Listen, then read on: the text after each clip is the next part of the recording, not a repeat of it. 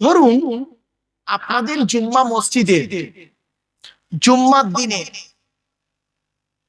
এক মুসলিম যুবক ছেলে সাদা পায়জামা পাঞ্জাবি পরে, সাদা টুপি পরে মসজিদে জুম্মার নামাজ পড়তে ঢুকেছে।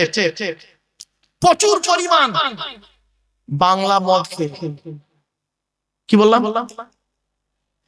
বাংলা মদ খেয়েছে, গন্ধ বেরোচ্ছে। ছেলেটা ওযু করেছে, মসজিদে উঠেছে নামাজ পড়তে। আপনারা সর্বপ্রথম তাকে কি করবেন? বলুন। বের করে দেবেন। ছেলেটি বের হতে না চাইলে আদা রসুন বেটে দেবেন। ছেলেটির অপরাধ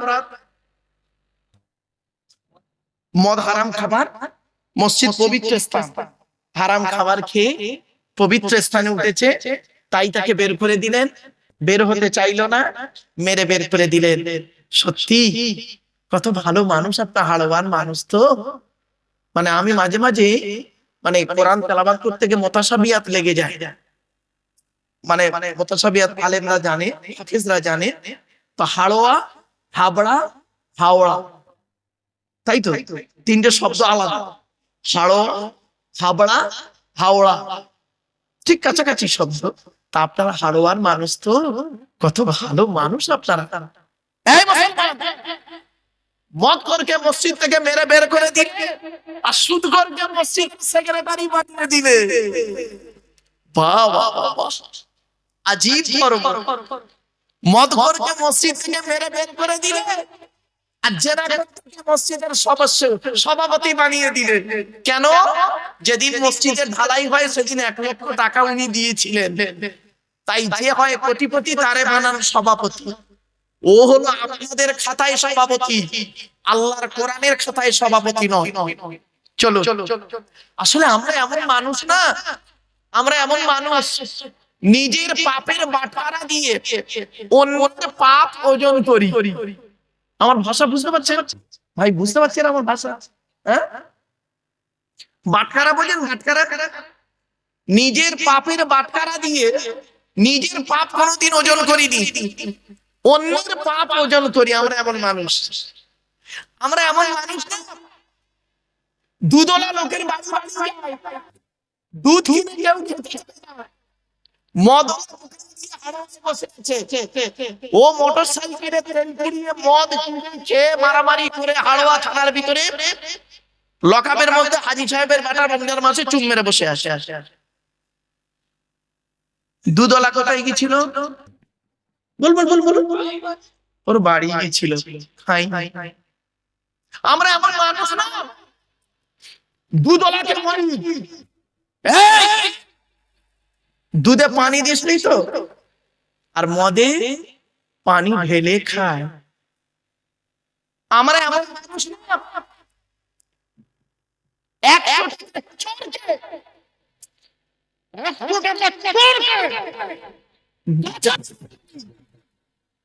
এক হাজার কোটি টাকার চোরকে স্টেজে তুলে ফুলের তোড়া দিয়ে, ফুলের মালা দিয়ে সংবর্ধনা জানিয়ে স্যালুট জানান। ঠিক না বেটা? আমরা এমন মানুষ না। চালনি বোঝেন? চালনি কি ভাই বোঝেন? আটা চালেন, আপনারা কি বলেন? চালন। আচ্ছা, চালনের পিছনে ছিদ্র কটা? অনেক। আর সূচের পিছনে ছিদ্র কটা? একটা। তো চালন একদিন সূচকে বলছে, কে বলছে? কাকে বলছে? সূচকে। তোর পিছনে ছিদ্র কেন রে? চালন সূচকে বলছে তোর পিছনে ছিদ্র কেন? তা সূচ কি উত্তর দেবে? বলুন।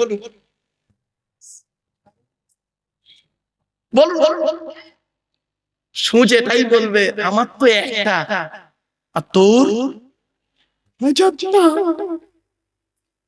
আর একটা উদাহরণ দিচ্ছি, প্লিজ অ্যাটেনশন। এদিকে। আমি একটা আঙুল আপনার দিকে লাগিয়ে বললাম আপনি চিটিংবাজ, সরি ক্ষমা চেয়ে নিলাম। একটা আঙুল আপনার দিকে লাগিয়ে বললাম আপনি চিটিংবাজ, তিনটা আঙুল কোন দিকে? টিভির চিটিংবাজ। বাড়ি গিয়ে ভাববেন আমারও আজ। চলো মসজিদ কমিটি কাকে করবেন? আচ্ছা মসজিদ কার ঘর? জোরে বলো। দলিল কোথায়? কোরআনে। وَأَنَّ الْمَسَاجِدَ لِلَّهِ فَلَا تَدْعُوا مَعَ اللَّهِ أَحَدًا। 29 পারা সূরা জিন। মসজিদগুলি হলো আমার জন্য, আল্লাহ বলছেন মসজিদগুলি আমার জন্য, আমি ছাড়া কারোর আরাধনা উপাসনা করিও না। তাহলে বোঝা গেল মসজিদ হলো আল্লাহর ঘর। আচ্ছা বাপেরা, মসজিদ যদি আল্লাহর ঘর হয় তো মসজিদের কমিটি করবে কে? বলুন বলুন। যার ঘর সে। এটা বলতে কি কষ্ট হলো? মসজিদ যদি আল্লাহর ঘর হয় তা কমিটি করবে কে? আল্লাহ। তো কোরআনে তো আল্লাহ মসজিদ কমিটি করে দিয়েছে। আপনি জানেন মানেননি, বোঝেননি, তাই করেন। আমি আয়াত দিয়ে দিচ্ছি, চলো মসজিদ কমিটি কে হবে? আল্লাহ কোরআনে বলছেন আমার ঘরের কমিটি ওই লোকটাই হবে, আমার ঘরের দায়িত্ব ওই লোকটাই নেবে যার ভিতরে কমসে কম 5টা গুণ থাকবে। কটা?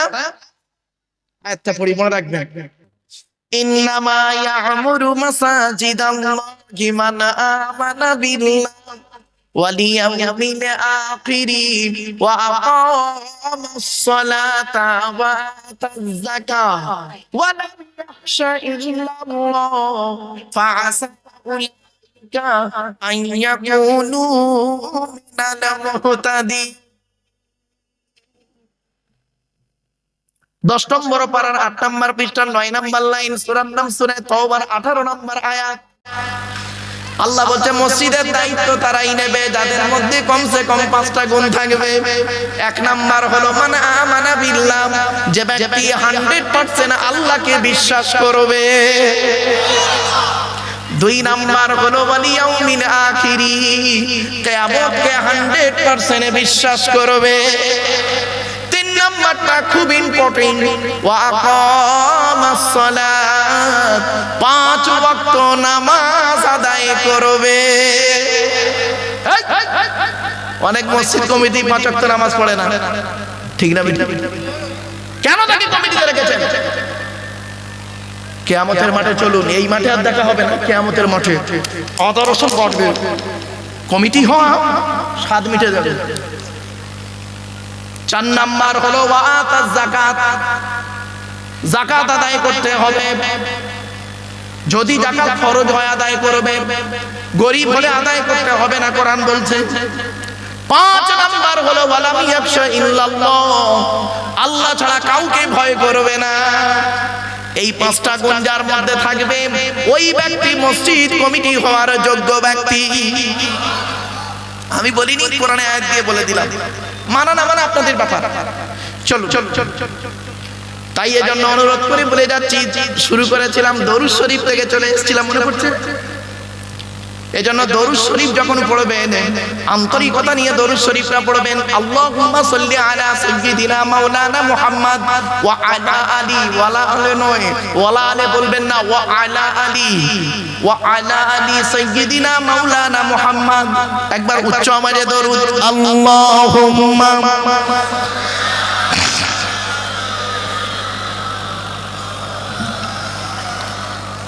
وعلى آل سيدنا مولانا محمد। দরুদ পড়লেন কেন?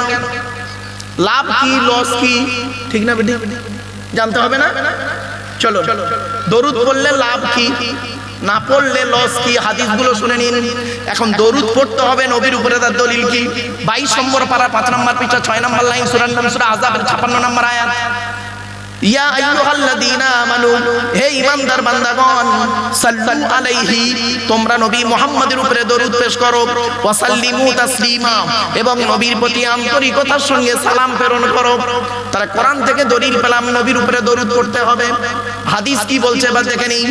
আল্লাহর নবী বলেছেন, মান সাল্লা আলাইয়া ওয়াহিদাতান সাল্লাল্লাহু আলাইহি আশরা, যে ব্যক্তি আমার উপরে একবার দরুদ শরীফ পড়বে, নামায়ে আমলনামায়ে আল্লাহ 10টা নেকি লিখে দেবে। কোন বক্তা যদি স্টেজে দুবার তিনবার চারবার দরুদ শরীফ পড়ায়, অনেক ব্যক্তি আছে তারা হয়তো মনে মনে করে দরুদ শরীফ পড়ে টাইম পাস করাচ্ছে, আসলে ওর জ্ঞান তো নেই, ও তো হাদিস জানে না, মূর্খ মানুষ। আর যদিও 4টে হাদিস পড়েছে, 86টার কটা হাদিস আছে ও বলতেই পারবে না। আরেকটা হাদিস, মান সাল্লা আলাইহি আশরান ফি আউয়ালিন নাহারি ওয়া আশরান ফি আখিরিন নাহারি নালাতহু শাফাতি ইয়াউমাল কিয়ামাহ। আল্লাহর নবী বলেন, যে ব্যক্তি আমার উপরে দিনের শুরুতে 10 বার দরুদ শরীফ পড়বে, দিনের শেষে 10 বার দরুদ শরীফ পড়বে, ওই ব্যক্তির শাফাত সুপারিশ কিয়ামতের মাঠে আল্লাহ আমার সঙ্গে খুবই নিকটবর্তী করে দেবে। আরেকটা হাদিস। আচ্ছা বাবা, একটা আখেরি দোয়া হবে তো নাকি? বলুন না। আমার পরে যিনি আছেন, আমার ওস্তাদ, আমার টিচার, আমার শিক্ষক, শুধু তাই নয়, বহু আলেমের শিক্ষক আল্লামা শাইখুল হাদিস হযরতে সৈয়দ আমজাদ হোসেন বুখারী মাদাল্লাহু আলাইহি বারাকাল্লাহু ইলমা ওয়া বারাকাল্লাহু ফি হায়াতি, তিনি আসবেন, আখেরি দোয়া করবেন।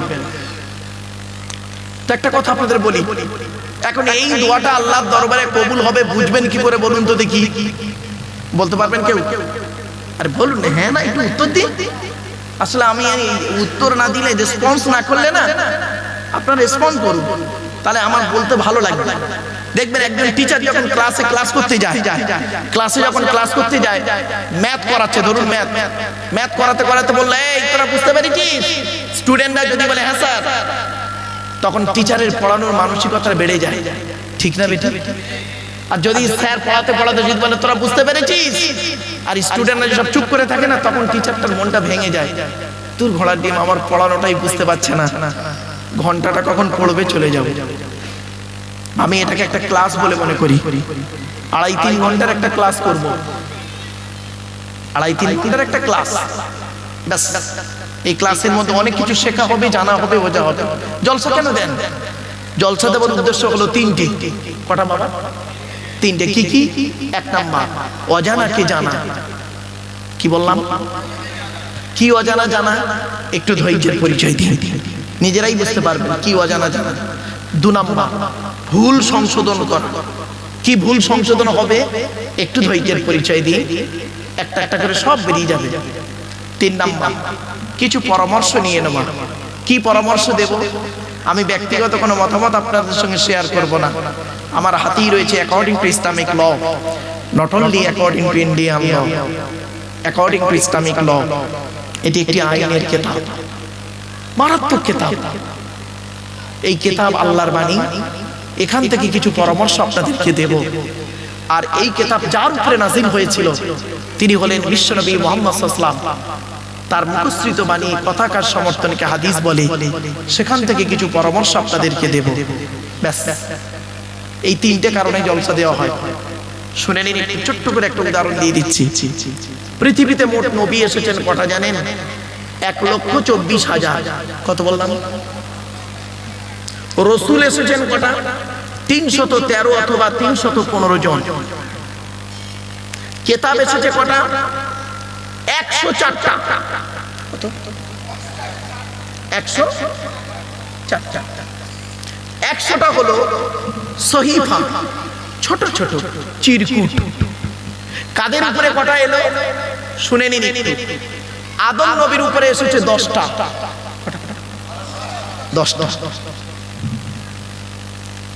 ইব্রাহিম নবীর উপরে এসেছে 10টা। কত হলো? 20টা। শীষ নবীর উপরে এসেছে 30টা। কত হলো? 50টা। ইদ্রিস নবীর উপরে এসেছে 50টা। কত হলো? 100টা। এবার 101 নম্বর কিতাবের নাম শুনুন।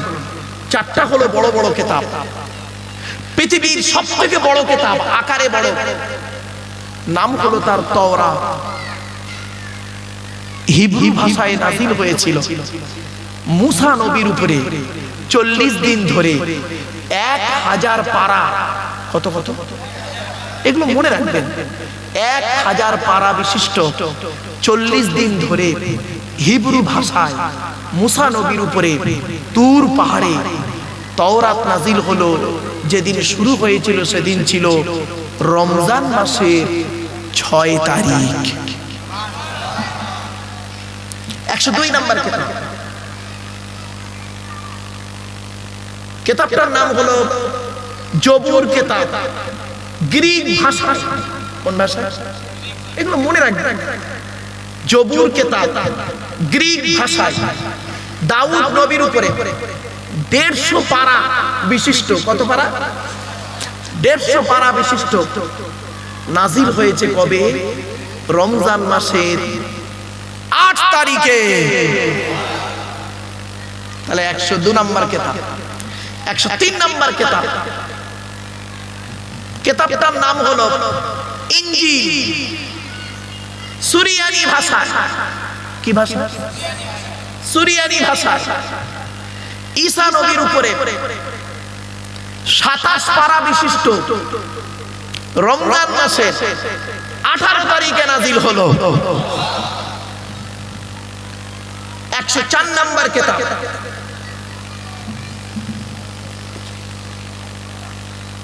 আল কোরআনুল কারীম, হযরত মুহাম্মদ সাল্লাল্লাহু আলাইহি সাল্লামের উপরে আরবি ভাষায় 30 পারা বা খণ্ড বিশিষ্ট হেরা নামক গুহাতে 610 খ্রিস্টাব্দে 1 ফেব্রুয়ারি সোমবার রমজান মাসের লাইলাতুল কদরের রাতে নাযিল হল। আপনি তো কোরআনের পরিচয় জানেন না। আজকে তারিখটা কত বাপ? আরে তারিখটা, আজ তারিখ কত বলুন না? ফেব্রুয়ারির 4 তারিখ কি বার? বুধবার। কত সাল? 2026। বাড়িতে গিয়ে লিখবেন, বাড়িতে গিয়ে লিখবেন 4/2/2026 বুধবার। নিচেই লিখবেন 1 মানে 1 ফেব্রুয়ারি 1/2/610 সোমবার। মাইনাস প্লাস করবেন। কতদিন আগে কোরআন নাযিল হয়েছে পেয়ে যাবেন বাবা। এজন্য আমি বলেছিলাম আলেমের ওয়াজ শুনবেন বাপ, লেখাপড়া করা আলেম। ছোট্ট একটা উদাহরণ দিয়ে আপনাদের রাগ করবেন না কেউ। প্রাইমারি স্কুলের একজন টিচার ক্লাস 1-এ গিয়ে একটা ক্লাস করেন 40 মিনিট। মাসের শেষে তার মাইনে হলো 40,000 টাকা। ক্যালকাটা ইউনিভার্সিটির একজন লেকচারার MA সেকেন্ড ইয়ারে গিয়ে একটা ক্লাস করেন 40 মিনিট। মাসের শেষে তার মাইনে হলো 1.5 লক্ষ টাকা। কেন এত ডিফারেন্স? বাড়ি থেকে ভাববেন। সব জায়গায় যদি পরিশ্রম করলে সফলতা আসতো, তাহলে বনের রাজা গাধাই হতো, সিংহ হতো না। বনের রাজাকে যারা বলুন, গাধা 16 ঘন্টা খাটে আর সিংহ 16 ঘন্টা ঘুমায়। সব জায়গায় যদি পরিশ্রম করলে সফলতা আসতো, তাহলে বনের রাজা গাধাই হতো।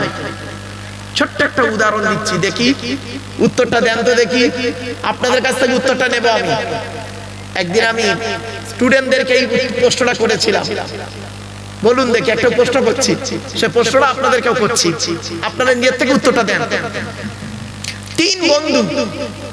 তিন বন্ধু বসে আলোচনা করছে, কি করি বলতো, ব্যবসা ট্যাবসা হচ্ছে না, তা কি করে সংসার চলবে, চল। তিনজনে মিলে একটা পেট্রোল পাম্প করেছে। কি করেছে? কি পেট্রোল পাম্প করেছে, দোতলা। কোথায় কোথায়? দোতলা। পেট্রোল পাম্পটা কোথায় করেছে? দোতলা।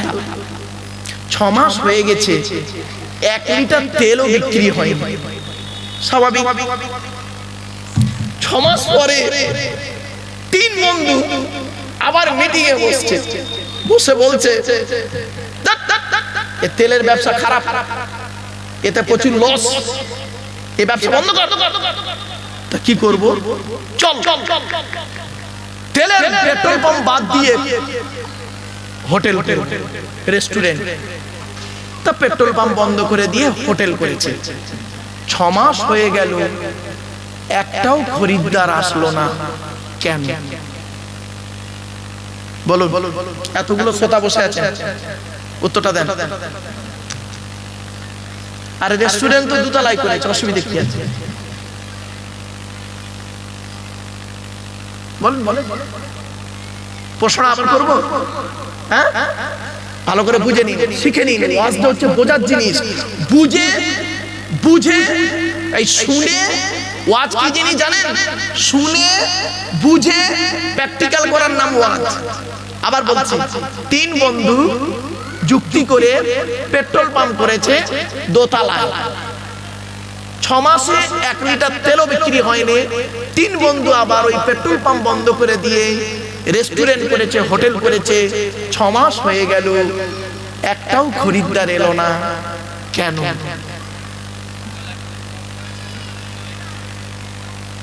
আর দোতলায় তো রেস্টুরেন্ট করেছে, পেট্রোল পাম্প বন্ধ করে দিস। বুঝতে পারেন না বাবা?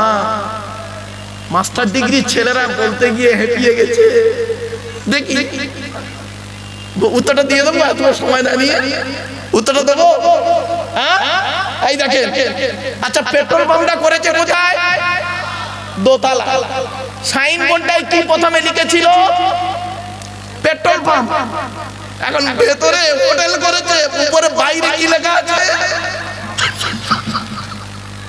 ওর সাইনবোর্ডটা পাল্টাতে ভুলে গেছে।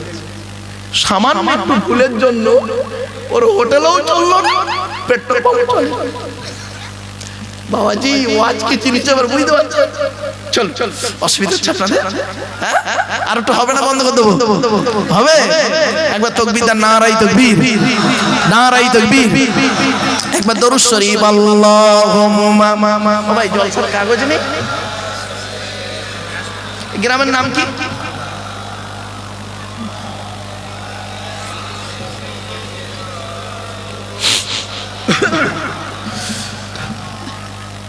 কি গ্রামের নাম? খাড়ুবালা, হাফিজিয়া মাদ্রাসা। ধন্য ধন্য তুমি খাড়ুবালার মাদ্রাসা, তোমার বুকে শিখিছে সবাই আল কোরআনের পাক ভাষা। বলবো না? বলবো নি? বলবো? ভালো করে শুনুন। ধন্য ধন্য তুমি খাড়ুবালার মাদ্রাসা, তোমার বুকে শিখিছে সবাই আল কোরআনের পাক ভাষা। ছোট ছোট ছেলে মেয়ে বুকে কিতাব লইয়া সাজ সকালে আসছে তারা, তোমায় তারা জানিয়া। ও মুসলমান নর নারী, শান্তি যদি পেতে চাও, খাড়ুবালার মাদ্রাসাতে ছেলে মেয়ে পড়তে দাও। কেন? কেন? কবর আযাব হবে যখন তোমার আমার উপরে, ছেলে মেয়ে পড়বে কোরআন, শান্তি পাবে কবরে। কবর আযাব হবে যখন তোমার আমার উপরে, ছেলে মেয়ে শান্তি পাবে কবরে। মৌতেরি কষ্ট কঠিন শুনে রেখো মুসলমান, কোরআন শরীফ পড়লে পাশে জাকান্দানি হয় আসান। ধন্য গো ধন্য তুমি খাড়ুবালার মাদ্রাসা, তোমারে বুকে শিখেছে সবাই আলো কোরআনের পাক ভাষা। ছোট ছোট ছেলে মেয়ে বুকে কিতাব লইয়া সাজ সকালে আসছে তারা, তোমায় তারা জানিয়া। ও মুসলমান নর নারী, শান্তি যদি পেতে চাও খাড়ুবালার মাদ্রাসাতে ছেলে মেয়ে পড়তে দাও। কেন? কবর আযাব হবে যখন তোমার আমার উপরে, ছেলে মেয়ে পড়বে কোরআন শান্তি পাবে কবরে। মৌতেরি কষ্ট কঠিন শুনে রেখো মুসলমান, কোরআন শরীফ পড়লে পাশে জাকান্দানি হই আসান। খাড়ুবালার বাসিন্দারা জানাই তোমাদের সালাম, তোমাদেরই অর্থ দানে তৈরি যেই প্রতিষ্ঠান। ঠিক না বেটা? খাড়ুবালার বাসিন্দারা জানাই তোমাদের সালাম, তোমাদেরই অর্থ দানে তৈরি যেই প্রতিষ্ঠান। ব্যবসায়ীদের জানাই আরো হাজার হাজার সালাম, চাষবাসে চাকুরি ব্যবসায় করেন খোদা লাভবান। অবশেষে জানাই আমি শোনো যত শ্রোতাগণ, খাড়ুবালার ফুলের বাগান করোনা যে বিরান। ধন্য গো ধন্য তুমি খাড়ুবালার মাদ্রাসা, তোমারে বুকে শিখেছে সবাই আলো কোরআনের পাক ভাষা। আমার বাপেরা দুটা লাইন বলে দিলাম, একটু অসুবিধা হলো? হ্যাঁ, একবার তাকবীর দাও, নারায়ে তাকবীর, নারায়ে তাকবীর। সিলসিলা হক মুজাদ্দিদুজ জামান, নারায়ে তাকবীর। একবার দরুদ শরীফ, আল্লাহুম্মা সাল্লি আলা।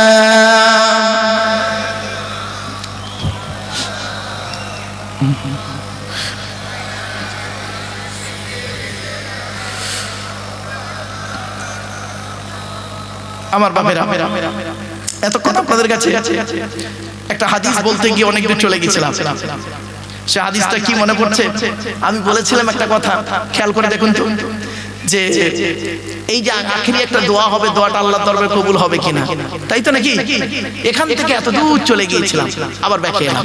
চলো আল্লাহর নবী বলেন, আমি বলি নাই, রাসূলুল্লাহর হাদিস, ইন্নাদ দুআ মাওকুফুম বাইনাস সামাই ওয়াল আরদি লা ইয়াসআদু মিনহু শাইউন হাত্তা তুসাল্লি আলা নবিকা। আল্লাহর নবী বলেন, নিশ্চয়ই দোয়া অবস্থান করে আসমান আর জমিনের মধ্যবর্তী জায়গায়। ওই দোয়াকে উপরেও নিয়ে যেতে পারে না, নিচেও নামাতেও পারে না। হাত্তা তুসাল্লি আলা নবিকা, যতক্ষণ পর্যন্ত তোমরা নবীর উপরে দরুদ পাঠ না করে দোয়া চাও, অর্থাৎ নবীর উপরে দরুদ পড়ে দোয়া চাইলে ওই দোয়া আল্লাহর দরবারে কবুল হয়ে যায়। আরেকটা হাদিস। আচ্ছা বাপেরা, আমরা সবাই জান্নাতের আশা করি তো? বলুন না, জান্নাতের আশা করি না? জান্নাত কার আশা করে? হয়ে গেল হয়ে গেল। আমরা তো জান্নাতের আশা করি, জান্নাতের আশা করে। আপনি আল্লাহকে ভালোবাসুন, আল্লাহ কি আপনাকে ভালোবাসে ওইটা খবর রাখুন। আপনি নবীকে ভালোবাসেন, নবীকে আপনাকে ভালোবাসে ওইটা খবর রাখুন। আমি যে আমার ওয়াজ শুনতে গেলে বলেছিলাম একটু ব্রেন লাগবে। চলো আল্লাহর নবী একদিন সাহাবীদেরকে বললেন, তোমরা জান্নাতের আশা করো? সাহাবীরা বললেন, ইয়া রাসূলুল্লাহ, জান্নাতের আশা তো প্রত্যেকেই করে। নবীজি পট করে বললেন, জান্নাত কার আশা করে? সাহাবীরা পুরো চুপ। সাহাবীরা বললেন, জান্নাত আবার আশা করে? আচ্ছা হ্যাঁ। আল্লাহর নবী বলে, হাদিসটা শুনে যান। আল্লাহর নবী বলেন, জান্নাত পৃথিবীর জমিনে 5 শ্রেণীর লোকের জন্য আশা করে। কয় শ্রেণীর লোক? এই 5 শ্রেণীর মধ্যে আমরা আছি কি একবার দেখে নি। আল্লাহর হাদিসটা, নবীর হাদিসটা শুনুন। ইন্নাল জান্নাতা তাশতাকু ইলা খামসাতি নাফার। জান্নাত 5 শ্রেণীর মানুষের জন্য আশা করে।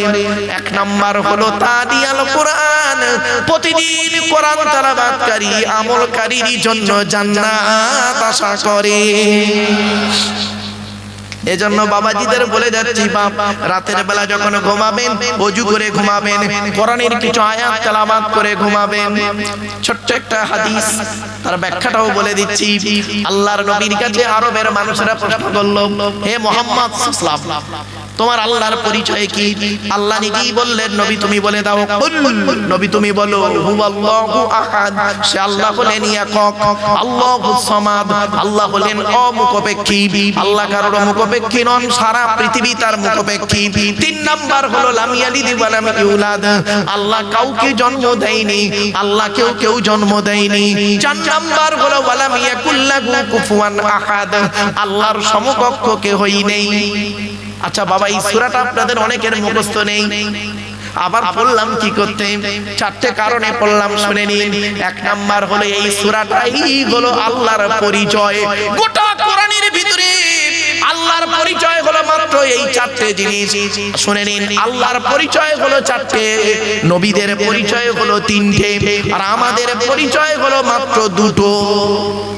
আল্লাহ বলছে আমার পরিচয় 4টে, আমার নবীদের পরিচয় 3টে, আর তোদের পরিচয় মাত্র 2টো। 2টোই তো পারিসনি। জান্নাতুল ফেরদাউসের আশা করে উনি বসে আছেন। আল্লাহ বলে তোদের 2টো পরিচয় তাও পারিসনি। চলো না গিয়ে যাই। 1 নাম্বার রাসূল বললেন, শুনে রেখে দিন। 1 নাম্বার হলো এই সূরাটি যে আল্লাহর পরিচয় সেটা জানিয়ে দিলাম। 2 নাম্বার হলো এই সূরাটি আরবি ভাষায় বাংলায় ট্রান্সলেট করে বলে দিলাম। 3 নাম্বার হলো এই সূরাটির মধ্যে 4টে ধর্ম বেরিয়েছে, ইসলাম, ইহুদি, খ্রিস্টান, মুশরিক, 4টে ধর্ম বেরিয়েছে। 4 নাম্বার হলো আল্লাহর নবী বলেছেন, কোন ব্যক্তি যদি 3 বার কুল হুয়াল্লাহ সূরা যদি পাঠ করে, 1 খতম কোরআন শরীফ পড়ার সওয়াব আল্লাহ লিখে দেবে। বাপেরা রাতের বেলা যখন ঘুমাবেন, কুল হুয়াল্লাহ সূরা 3 বার পড়ে ঘুমাবেন। কুল আউযু বিরাব্বিল ফালাক, কুল আউযু বিরাব্বিন নাস 1 বার করে পড়ে ঘুমাবেন। আয়াতুল কুরসি সূরা ফাতিহা পড়ে আর যদি দরুদ শরীফ পড়ে গায়ে ফুঁক দিয়ে ঘুমান, ওই বাড়িতে জিন ভূত পরি জাদু বান্টনা কিছুই লাগবে না। আমার বাবাজিরা ইসলাম শেখাতে চায়, আপনারা শুধু শুনতে চান, ঠিক না? ইসলাম শেখাতে চায়, আপনারা শুনতে ভালোবাসেন, আপনারা শিখতে ভালোবাসেন না। রাগ করবেন না। চলুন এগিয়ে যাচ্ছি, একটা একটা করে প্রমাণ দিয়ে দিচ্ছি। আল্লাহর নবী একদিন ফজরের নামাজের পরে দাঁড়িয়ে আছেন। একজন সাহাবী বললেন, ইয়া রাসূলুল্লাহ, আমি কোরআনকে অত্যন্ত ভালোবাসি। আল্লাহর নবী বললেন, আলহামদুলিল্লাহ। রাসূল বললেন কি জানতে চাইছো বলো? বলে ইয়া রাসূলুল্লাহ, কোরআনের ভিতর থেকে একটা সূরাকে আমি অত্যন্ত বেশি ভালোবাসি, গোটা কোরআনের থেকে ওই সূরাটার মতো বেশি ভালোবাসার কোন সূরাকে বাসি না। আল্লাহর নবী বললেন সূরাটির নাম কি বলো? তো সাহাবী বললেন ওই সূরাটি হলো কুল হুয়াল্লাহ সূরা। আল্লাহর নবী বলেন ও আমার সাহাবী, কুল হুয়াল্লাহ সূরা মহব্বত করার কারণে কিয়ামতের মাঠে আল্লাহ তোমার নাজাত দিয়ে দেবে। এই জান্নাত তাশতাকুইনা খামসাতিনা ফারু, জান্নাত 5 শ্রেণীর মানুষের জন্য আশা করে। এক নাম্বার হলো তালিয়াল কোরআন, প্রতিদিন কোরআন তেলাওয়াতকারী মানুষের জন্য জান্নাত আশা করে। রাসূল বললেন খায়রুকুম মান তাআল্লামাল কুরআনা ওয়া আল্লামাহু, তোমাদের মধ্যে উত্তম ব্যক্তি হলো ওই লোকটা যে নিজে কোরআন শিক্ষা করেছে, অপরকে কোরআন শিক্ষা দিয়েছে। রাসূলের আরো একটা হাদিস বলে যাচ্ছি, মান ক্বারাআল কুরআনা হরফান ফালাহু আশরু হাসানা, যে ব্যক্তি কোরআন থেকে একটা অক্ষর পড়বে নামায় আমল নামায় আল্লাহ তার 10টা নেকি লিখে দেবে। এখন কোরআনে কটা অক্ষর আছে? এখন কোরআনের পরিচয়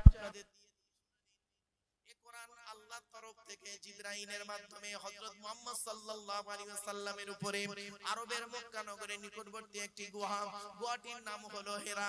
হেরা নামক গুহাতে 610 খ্রিস্টাব্দে 1 ফেব্রুয়ারি সোমবার কোরআনের প্রথম আয়াত নাজিল হলো, ইকরা রিড, পড়ো পড়ো পড়ো। এই কোরআনের ভিতরে কি আছে? 30টা পারা, 540টা রুকু, 114টা সূরা, 14 থেকে 15 খানা সাজদা, 7টা মানজিল, 8 থেকে 12 খানা সাকতা, 6666টা আয়াত, কেউ বলেছেন 6236টা আয়াত, 3,23,215টা অক্ষর। এই কোরআন 22 বছর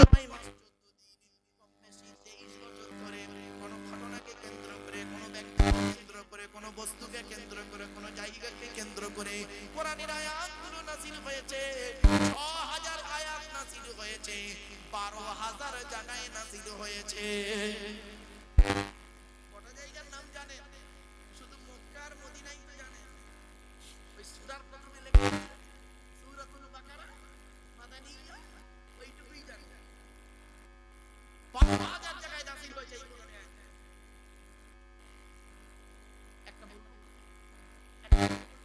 বলবো কি বলুন?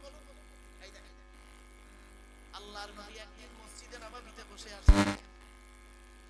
আল্লাহর নবীর ডান দিকে বসেছিলেন হযরত আবু বকর সিদ্দিক রাদিয়াল্লাহু তাআলা আনহু, বাম দিকে বসতেন হযরত ওমর ফারুক রাদিয়াল্লাহু তাআলা আনহু।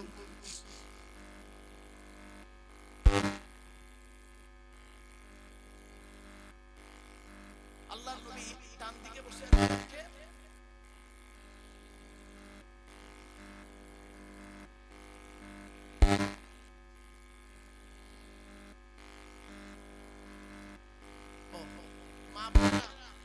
আপনাদের জায়গা অত্যাধিক হয়ে গেছে, মানে মা বোনরা প্রচুর এসেছেন। আমি আজকে মা বোনদের সম্পর্কে কিছু আলোচনা রাখবো ইনশাআল্লাহ। আমার মায়েরা বোনেরা আপনারা একটু আগে এগিয়ে আসুন। মা আপনি বসে, আপনাকে বসার সুযোগ করে দিন। এজন্য আপনাদেরকে আমি অনুরোধ করছি, মায়েরা বোনেরা আপনারা একটু আগে এগিয়ে আসুন, পেছনে মায়েদেরকে বোনেদেরকে বসার সুযোগ করে দিন। চলে প্লিজ অ্যাটেনশন এদিকে। আল্লাহর নবীর ডান দিকে বসেছিলেন কে?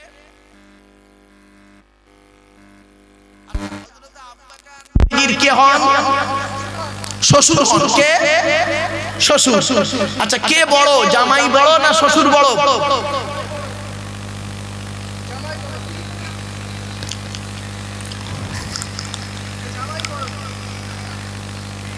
ঠিকই বলেছো বেচারা। সম্মানের দিক থেকে নবী বড়, জামাই বড়। বয়সের দিক থেকে, দিন রাত্রির গণনার দিক থেকে, এই দিন রাত্রি, পৃথিবীর দিন রাত্রির গণনাতে নবীজি বড় আবু বকরের থেকে। কদিনের বড় শুনে নিন, 2 বছর 2 মাস 10 দিন।